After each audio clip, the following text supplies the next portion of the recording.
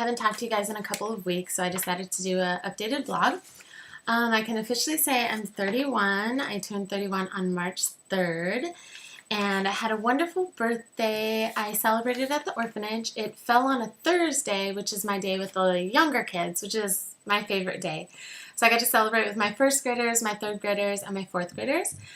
It was really fun. They sang happy birthday, and some of the kids from music actually sung happy birthday on their flute, the English version, so that was really nice. And it was just overwhelming. They all ran up and hugged me and loved on me, and it was really special.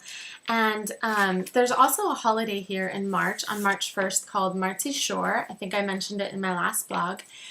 And it's a day when women are celebrated, and so we actually had made brooches that day, and so I got a couple brooches for my birthday from the kids. I got this one, and then one of our older kids made this one. So it was really nice. We also made some hair things. As you can see, I have one in my hair. One of our older girls wanted the exact same one, so we both have the same hairpin. So it was really fun, and then my birthday fell in there, and I celebrated with the staff. As I had mentioned in the old blog, we celebrated early. And then some of the people that came on the team that we had just recently, our Michigan team, celebrated with me as well. So I felt really special and spoiled. And then we also had Women's Day on March 8th, so it was just another day to celebrate women, and the kids gave me lots of cards, and so it was really special. And some of the kids actually sat down and made special birthday cards for me and wrote in the cards. So it was a very special birthday again here in Romania. I also want to share with you the art project that we did last week. We started watercolors, which I believe I mentioned to you. And so here's the example, the one I did. I'm not the best artist, but this is the art project that we did. And what I wanted them to concentrate on was a reflection in the water. It could be, they could do mountains, they could do forests, whatever they wanted. I just did that as an example. And we talked about how whatever's on top of the water reflects in the water. And so we did that. And I'll show you a few of the turnouts. This is from 7th grade. And then we've got one here from our 9th grade class, which is really good, really detailed and dark, which I really enjoyed. I really like this one because he thought outside of the box, and he did a boat with a reflection in the water, which was really nice. And then this is another 9th grader. He's got the reflection there. I like this one as well. He did the sunset in the water. And then we've got, this is actually one of our 3rd graders, so I'm highly impressed. This is, I'm not sure what grade this is. I believe it's 7th grade. Here's one of our other 7th graders, which is really nice.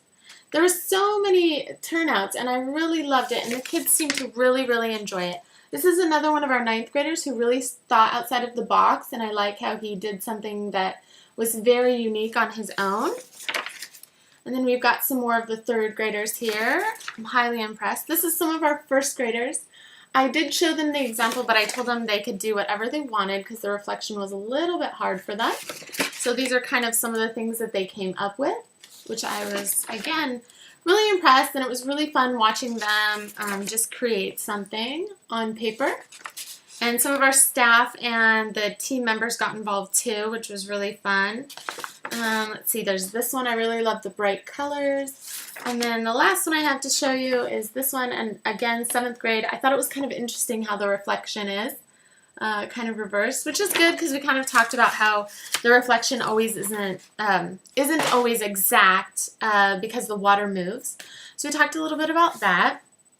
So that was really fun. That was our project last week. And after we did the project, I thought, oh, this is such a great project. We should do it again, until I spent about an hour cleaning out all the watercolor kits. It took forever, and they were quite messy. So we'll see if we do it again. I have another project for next week, which is actually going to be drawing some fruit in colored pencils, so that should be really fun. We also talked this week about loyalty in our character class, and we talked about the story of, well, we talked about several stories. We talked about elephants and how they're loyal, and there was a story of a mom who, her baby elephant got taken away by water in a river. And then we also talked about Jesus and the story of when Jesus was asleep on the boat with his disciples and a huge storm came and he was sleeping and the disciples got so upset and woke him up. And then Jesus calmed the storm, and just how he was loyal to his disciples and how the disciples were loyal to him. So we made little boats, and I will add a few pictures of that. I don't have any with me. So that was really fun too, and it was good for the kids to really understand what loyalty is. And things have been going really good in our youth group too. We talked a little bit about relationships and just the words I love you, and how they're not just words, but they need to be followed up by actions. And when you're someone's friend and when you care about someone or love someone, you treat them with respect through your actions. And so my prayer is just that they will really understand what that means, and that we can see the kids treat each other with respect and care for each other. And I did actually kind of get on their case a little bit and say, you know, you tell me you love me, but then you don't do the art projects, or you say I don't want to come to your class, or just disrespectful things that they say. And I think it really stuck with them. And I just really hope that we see some change in the kids. Another kind of exciting thing for me, well, it was kind of a mommy experience. As I've said before, if you read my blogs before I started doing video blogs, I stated that I have a lot of mommy moments, and this week we have 4 girls that we visit in one of our normal schools. And so we just do an intimate time with those 4 girls. I've talked about it before. And this week I actually took the time to talk about the birds and the bees. We had a sex talk because some of them are dating, and just for them to protect themselves and make the right decisions. And so it was really good for the girls to hear, and I just pray it resonates with their hearts and they really understand what true love is, and just about waiting and doing things the way that you should to have a good relationship. And so it was really good. One of our girls got a little quiet during the conversation, and I know she has a much older boyfriend. And later, a couple days later, she had written me this really nice letter that really meant a lot to me, that she really appreciated me sharing my experiences with her and just opening up, and that she really appreciated it, and she'd like to talk a little bit more about her life and share some things with me. So that really, really touched my heart. And yeah, it really means a lot to me when the kids respect me and see that I am trying to open myself up to them so that they feel that they can trust me. And one of our older girls also told me that I am someone very important in her life, which really affected me and touched my heart again. Just seeing how deeply my relationships have grown with the kids has just made an impact on me, especially recently as the kids have voiced it. And knowing that my life is going to change in about 4 months, and my relationship with the kids will slightly change, these moments mean even more to me. And so I really pray that they continue, and I just pray over these next 4 months that I would really grow deeper relationships with these kids, Lord, and just the conversations would open up. And so that's kind of been the last few weeks. It's been really great, and just growing with the kids. And of course I've been going through challenges as I realize my life is going to change in the next 4 months, and just trying to stay as focused as I can on what's going on here, and also not fearing for what's going to happen in the future.